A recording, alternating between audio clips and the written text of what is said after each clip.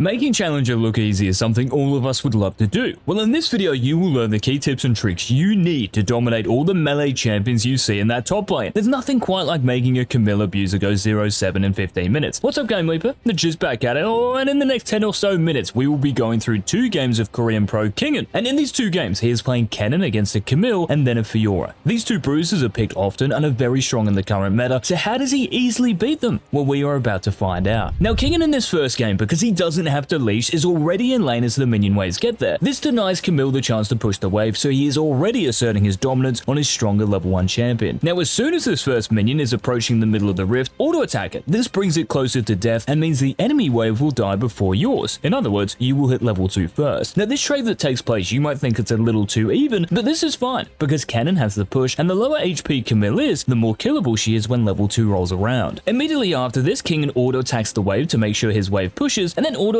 Camille when she is in range. This is good, but it's essential to de-aggro the enemy minion straight away, so he quickly turns back after auto-attacking. He then last hits, and look where he stands. He is on top of the minion collision. Way too many top laners will be in Narnia and in no position to harass their melee opponent. Now, what does he do after auto-attacking again? Well, he runs forward, and he tanks the wave. No, he runs back again, of course, but this time he enters this brush. Now, this is a nice trick you can do because if a brush is not warded by your opponent, the minions will stop attacking you. So as a ranged champion in the top lane, brushes are your best friends. Now, Kingen decides to E through these minions, but this is a mistake. You see, when you have to push, you don't need to push it faster than you have to. By last hitting these minions, which is what Kingen should have done, the lane stays in a much more dangerous position for Camille. The harder you push it, the closer it will be to the enemy's tower. Now, after surging like a lunatic, he adopts pretty defensive position. Any ideas why? Well, look at the bottom left. His E is obviously on cooldown, and knowing Camille has her W and passive ready, it's a trade not worth risking. Now, you can already see the effects of Kingen pushing this wave a little too quickly. It's still fine, don't get me wrong, but it's just safer if you last hit to the max. Now, Kingen protects himself with a ward in the river, and you always want to do this as the wave is resetting or re-colliding. This means when Kingen gets back to lane, he doesn't miss any gold or experience, which is crucial in the early game. Now, as Camille auto-attacks this minion, Kingen auto-attacks her at max range and immediately surges away, knowing that Camille has her tactical sweep at the ready. He then gets back in a position to auto-attack Camille, and watch how he moves while auto-attacking. He gets closer and closer to this brush until he sneaks inside of it, and this completely de-aggroes the enemy minions. So he comes out of the brush, and he is a good 150 HP healthier. Now, you never want to give up gold for free. So look at this. Kingen wants this ranged minion, and the Camille wants this melee minion. So knowing this, Kingen has the chance to auto-attack this minion to get his 14 gold, but then he immediately Qs the Camille. Now, Camille isn't boosted, so she knows this as well, which is why she Ws. Now, Kingen forgets to surge out of range and gets hit by the sweep, but makes sure to auto-attack Camille in return. Now, this next sequence is super tough for Camille because Kingen knows Camille just used her W, and because she has her Q and not a hookshot, there is no threat whatsoever. So he auto-attacks and importantly retreats back into fog. A few seconds later, Camille uses her W again, so this should trigger Kingen to harass her non-stop, even if it means drawing this minion aggro. But he doesn't. This is simply because level 3 is just around the corner, and he doesn't want to commit to anything, just in case he gets lane ganked by the enemy Nidalee, which is actually a possibility. So he auto-attacks the wave, and as soon as the next wave enters the lane, Kingen has 2 options. He can slow push, or he can hard push. Now, he decides to slow push, and the reason for this is because harassing the Camille under her tower for the next wave, as you can see, is a lot easier than harassing her if the wave resets back to the equator. And just look at the poke he can deal. Now, same thing here. Camille W, so Kingen surges away to avoid it and gets back on the poke train. Now, I know what you're thinking. Why doesn't he care about Nidalee during all of this? Well, first of all, what can Nidalee actually do when Camille is on 200 HP? Kingen still has his flash, and Nidalee might even think Lee Sin is around topside, protecting his strong lane. Kingen auto-attacks and runs back again, and Camille then uses her W again to farm. Now, knowing this, after warding this river brush, just to be sure he doesn't get murked, Kingen surges into Camille, knowing she has 1 less cooldown, and because of the HP deficit, Camille has no choice but to back off. Now, Kingen doesn't want to let Camille off the hook, so he keeps vision on the Camille. You never want to give someone you are smashing a free base. This forces Camille to stay in lane, and this time, Camille can't even get near the minions because of the HP diff, but also because of Kingen's positioning. He's an alpha, standing at that collision point, saying to Camille, if you move up, you are going to die. And that is exactly what happens. Lee finally decides to capitalize on this lane state, and this tip is about to help you win every early game skirmish. Now, you can't see it, but Camille, trust me, is TPing to this ward. Now, it is kind of troll, but this shows you the importance of focusing one enemy champion. Not 2, not 3. So Kingen and Lee Sin use all their DPS and cooldowns on this Camille and kill her very quickly. So coordinating your damage is key in these scenarios. Now, I just said Camille used her TP, so Kingen TP's back to lane, and though it looks like a waste, this is actually going to enable him to get a massive CS lead. Now, as I connect my iPhone to my PC, look at these minions he is getting, and look at these minions Camille is missing. Now, because the blue minions outnumber the red, Kingen freezes this wave by keeping a few of them alive, and even when Camille returns to lane and tries to unfreeze it, Kingen does a technique you should all have in your locker, pulling the wave. This just means you aggro the minions and lead them away from your tower so they collide with your incoming wave. You do not want them to crash into your tower. Now, the issue with freezing melee minions is that they are so RNG, and this is why some of them decide to go rogue and run into Kingen's tower range. But look at this level diff. The advantage he also has in terms of items and cooldowns, he has his ultimate, Camille does not have hers, then encourages Kingen to E through the minions towards Camille, and he chunks her again. Now, knowing she most likely recalled and doesn't have teleport, he pushes the next two waves and returns to 4 extra blue minions. So he does the same thing, right? He pulls them away from his tower, and all of a sudden a fight breaks out around the Rift Herald. Now, if we look in the bottom left, do you think Kingen wants to fight? Of course, right? He just got a base off and has all 4 cooldowns, so in he goes, and you can't see his ultimate, but he does actually use it. That's 11 years of game development for you, and he picks up a kill and an assist. Now, if you want to assist us, you can by liking the video, and when Kingen returns to lane, if you were to freeze this, no worries, it's a good idea. But Kingen, because he has such an unassailable lead in this lane, knows that a freeze doesn't actually mean that much anymore. This lane is already won, so he shoves and goes back to bullying the Camille. He surges out of tower range, and Nidalee suddenly shows up. So because he doesn't have flash, his ultimate, or his surge, he backs off and holds the high side of the lane. This creates a lot of distance between him and the potential threat, so Nidalee can't do anything even if she did gank. Now, there is every chance Nidalee is still hanging around, so Kingen plays it slow, staying high in the lane, and as soon as she shows on the map, watch what he does. He puts his foot down on the gas and surges into Camille. Now, he actually kills Camille here, and it looks so funny, but by reaching Camille's point of safety before her, he cuts her off. This allows him to spend his time auto-attacking instead of chasing, and he picks up another kill. He hard shoves, and this all amounts to a 40 CS lead and a complete hard stomp in Korean Challenger. Now, in the Fiora game, she poses a different threat at level 1 because she is stronger. So Kingen knows she will lunge in for a vital proc, so stays out of range, and as soon as Fiora uses her Q, Kingen auto-attacks her in return. This is really important to put that retaliation damage in. Now again, the vital is in a great position for Fiora to proc it, so Kingen doesn't want to just run into her. So he stays in line with his ranged minions auto-attacking the wave, and as soon as this vital runs out, he moves up, knowing Fiora's threat has gone down significantly. He ends up winning this trade hard and then auto-attacks the minions again because this wave pushing into him would be a disaster. Fiora would hit level 2 first, and it's just 10 times harder to control the lane. And even when Fiora does get a vital proc with her Q, Kingen auto-attacks her back, and it's not even that bad a trade. And then they both hit level 2 at roughly the same time. So imagine if Kingen didn't auto-attack the wave as much as he did, a lot trickier to win. Now, when I pause it here, what does Fiora want to do? Well, she wants to get this 14 gold, that's right. Kingen knows this, of course, so he Qs, but he does it from such a close range, and though this does make it easier to land, it puts him closer to Fiora, and she ends up dealing a good amount of damage to Kingen because of this. But she just uses her W, and the vital on Kennen is in a great position. So Kingen should be super aggressive here, and allowing Fiora to Q this minion for free, this is a bit of a missed opportunity. But when Fiora goes to ward here, Kingen does not miss this next opportunity to Q. He has a perfect line of sight, and look at the difference with this one. He's close to max range, and this gives Fiora zero chance of retaliating like she did before. Now Kingen keeps auto-attacking the wave to keep it in place, and starts to play a lot more aggressively. This is because he now has his electrical surge. So if Fiora ever jumps in like she does here, he can quickly surge away. Now he auto-attacks the wave straight after this trade, which is what he's done all the time, and knowing he has his E back up in this situation, he again goes on the offensive, queuing and auto-attacking Fiora, moving back in the brush to de-aggro the minions, and when his jungler ganks, he surges forward and not backwards. Now they don't get the kill, but Fiora is so low and decides to stay. Now this allows Nidalee to dive, and whenever your jungler wants to dive, you shove your wave. The quicker you dive, the better. And this allows Kingen and Nidalee to dive and kill the Fiora as soon as possible. Now Kingen doesn't stay for a tower plate here, and this is for 2 reasons. He doesn't need the 160 gold for a major item, and he also knows Fiora has teleport. So he would much rather recall as quickly as he can so he can match Fiora's time in the lane. This is what he ends up doing, and this wave is great for him. It's pushing towards him, and his goal at this point is to manage the wave so it stays outside his tower range. Now as it progresses towards Kingen's side of the lane, look at this vital. This is impossible for Fiora to proc, so Kingen auto-attacks her even in a wave as big as this, but does surge away immediately. And what can Fiora do? Nothing.